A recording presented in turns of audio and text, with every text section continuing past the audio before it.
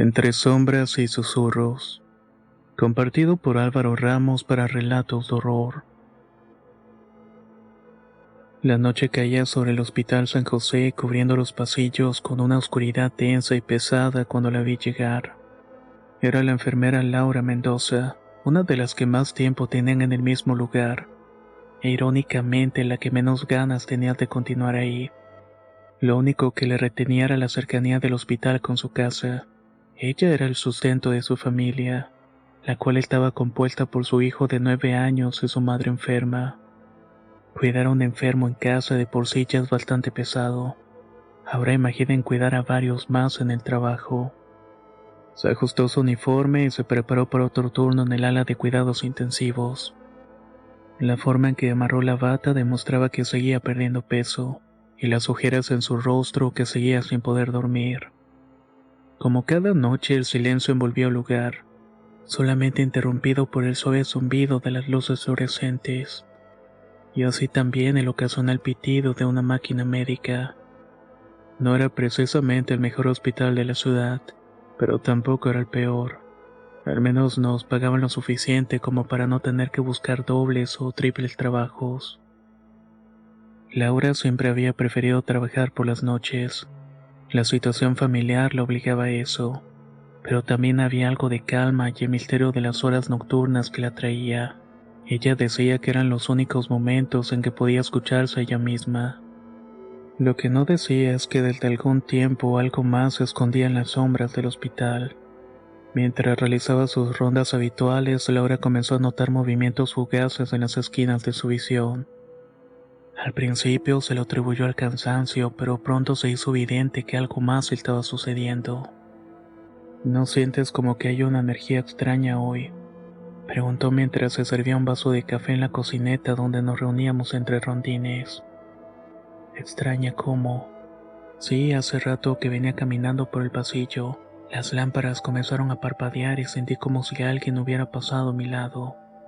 Hoy no se ha muerto nadie, ¿o sí? No que yo sepa, pero esas lámparas ya están viejas. Es normal que parpadeen de vez en cuando.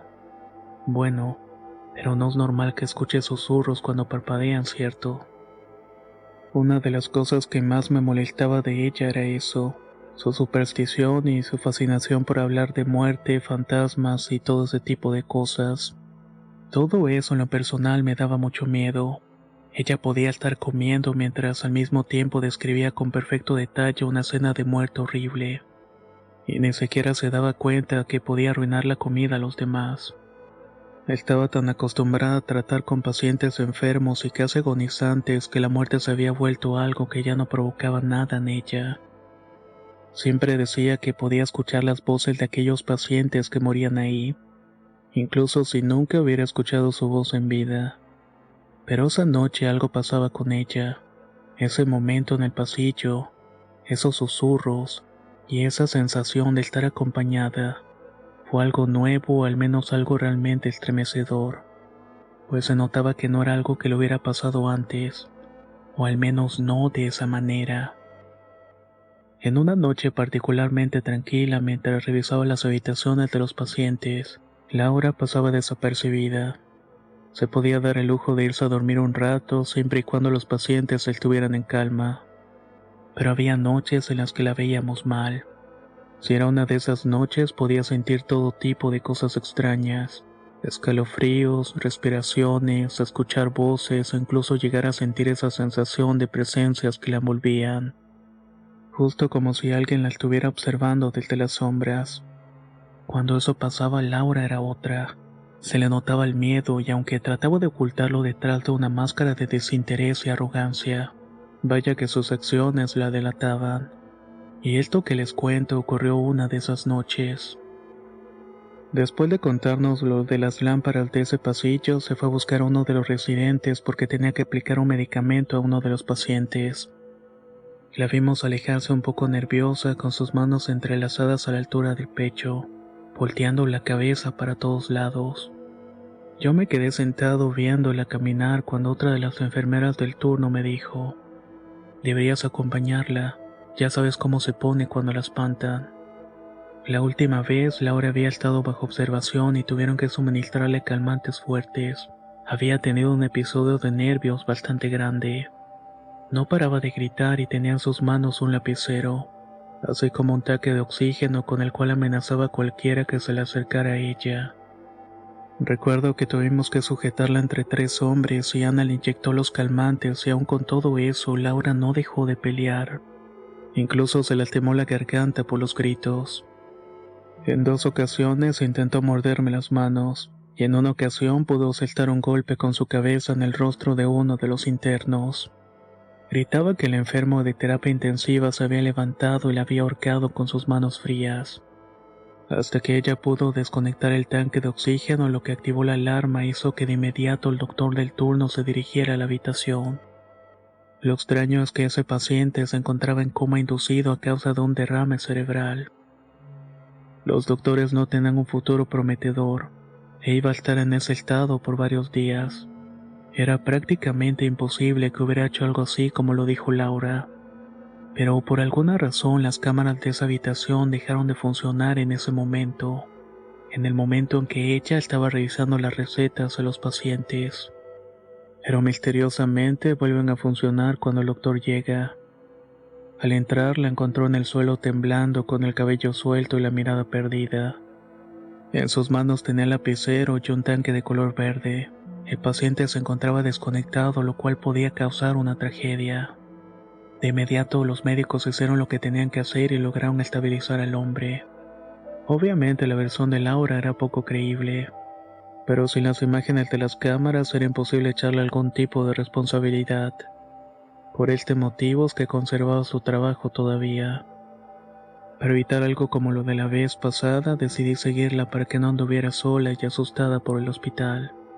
La alcancé en el piso 2, en el área de camas con pacientes no graves, quienes se quedaban internados solamente por seguimiento o en espera de alguna operación. Ahí le dije que le iba a acompañar para que no se sintiera sola y ella agradeció con una sonrisa discreta. Estaba haciendo su revisión de rutina mientras yo me quedaba parado en la puerta. De pronto su lapicero se cayó al piso y rodó hacia debajo de una de las camas. La vi ponerse en cuclillas y caminar en 4 patas hasta el lapicero, cuando de pronto giró bruscamente, haciendo un ruido con la boca, pero no había nadie más.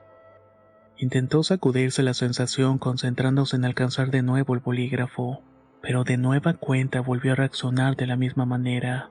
Se levantó, se sacudió la ropa blanca y salió de ahí sin siquiera voltear a verme. Yo hice lo mismo y traté de alcanzarla, pero al salir Laura ya corría por el pasillo. Iba con destino a una de las bodegas donde se guardaban los productos de limpieza. Ahí se encerró y solamente podía escucharla llorar y gritar que la dejaran en paz. Voces susurrantes la llamaban desde las salas vacías, y sombras se retorcían en las paredes como si tuvieran vida propia, haciéndole ver todo tipo de imágenes de muerte y de enfermedad, hasta que se encontró cara a cara con una figura etérea. La forma se contorsionaba y retorcía, emitiendo gemidos guturales que hacía que el corazón de Laura se acelerara del miedo. Era un espectro, un espíritu atrapado entre los reinos de la vida y la muerte. Este espectro se presentó ante ella como un enviado de la muerte, el juez encargado de decidir quién sufría y quién no. A su lado estaba parado uno de los pacientes que acababa de visitar, pero con una expresión de profundo dolor y sufrimiento que le pedía ayuda. Según ella, esa figura le dijo quiénes de los pacientes que estaban ahí esa noche iban a morir. Pero aparte de esto le dio la hora exacta, y le dijo quiénes la acompañarían al infierno y quiénes se quedarían para siempre atrapados en las paredes de dicho sitio. Lo que más la confundió fue escuchar el nombre de su madre, pues ella estaba en su casa y no en el hospital. De inmediato le pedí al jefe de mantenimiento que me abriera la puerta. Todos estábamos desesperados por sacarla de ahí antes de que tuviera un arranque de locura. Ahí dentro habían químicos y productos de limpieza que mal usados podían causar graves daños a la salud. Cuando abrimos la puerta encontramos a Laura cubriéndose el rostro con las manos, sentada en el suelo y rezando la misma oración una y otra vez. Fueron las enfermeras quienes la levantaron. y de manera tranquila la intentaron llevar a una de las salas de espera vacías para que tomara un poco de aire. En ese momento, desde el área de urgencias pidieron que Laura Mendoza se presentara inmediatamente. Su madre acababa de llegar en una ambulancia y estaba mal. Laura solamente pudo ver a su madre antes de ser trasladada al área de terapia intensiva, e intentaron hacer todo lo posible para mantenerla conectada. Pero ya no pudieron hacer nada más y en menos de una hora la madre de Laura falleció. Y sí, lo hizo justamente a la hora en que aquella entidad de ojos ardientes y sonrisa retorcida con apariencia demoníaca le había dicho de qué iba a pasar. Todos coincidimos que en ese momento Laura dejó de ser ella. Se quedó en silencio por un largo tiempo. Mientras tanto, la gente del hospital se encargaba de los trámites con su madre. Cuando por fin reaccionó, solamente pidió una hoja de papel y un lapicero. Ella anotó 3 horas diferentes y 3 nombres. Hizo una llamada telefónica a la hermana de su ex esposo y pidió que la dejaran ver por última vez a su madre. El director del hospital se hizo presente para tratar el tema directamente con Laura. Pero fue inútil. La enfermera Laura no volvió a decir palabra alguna. Con su mirada parecía estar en otro mundo. Ni siquiera parecía entender lo que se le estaba diciendo. No tenía control de sus manos o de sus piernas. Únicamente reaccionaba por reflejo. Había quedado en un estado catatónico en cuestión de horas. Esa madrugada, a las 3 horas exactas de que Laura escribió ese papel, murieron 3 pacientes que mencionó. El último fue el mismo hombre que ella vio atormentándose dentro de la bodega. El doctor que lo vigilaba pudo grabar el momento en que el hombre despierta y comienza a gritar desesperado. Después comienza a vomitar sangre coagulada y termina muriendo por la pérdida. Todo había salido como lo había predicho, bueno, como el espectro le dijo que pasaría. Laura pasó 6 meses dentro de una institución mental, pagada por el hospital como parte de su indemnización, pero al no renovarse el pago decidieron entregarla a sus familiares. Fue su cuñada quien se terminó haciendo cargo de ella y de su hijo. Con el tiempo pudo volver a caminar y a moverse de manera normal. Era como si el cuerpo ya le respondiera, pero con la mente era diferente. Laura seguía sin poder hablar y cada cierto tiempo escapaba de su casa. Corría a las afueras del hospital donde intentaba entrar por la fuerza. No le hacía daño al personal, pero señalaba hacia adentro.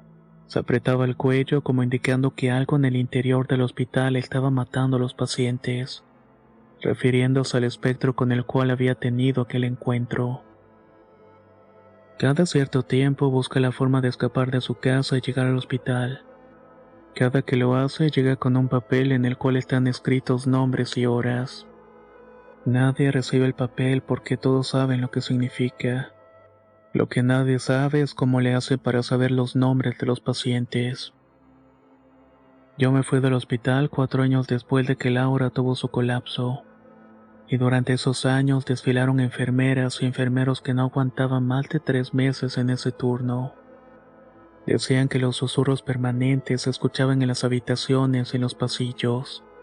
Esto los terminaban volviendo locos. También veían sombras amorfas que veían cuando la luz parpadeaba. Todo esto era tan horrendo que les hacía sentir mucha ansiedad. No sabemos qué o quién tiene a Laura atrapada en un plano existencial tan horrible. Pero estamos seguros de que esos mensajes que lleva son para que el personal del hospital evite que esos pacientes sufran de más cuando aquella entidad demoníaca venga por ellos. Sin duda alguna, los hospitales guardan historias bastante increíbles, y acaban de escuchar una de ellas.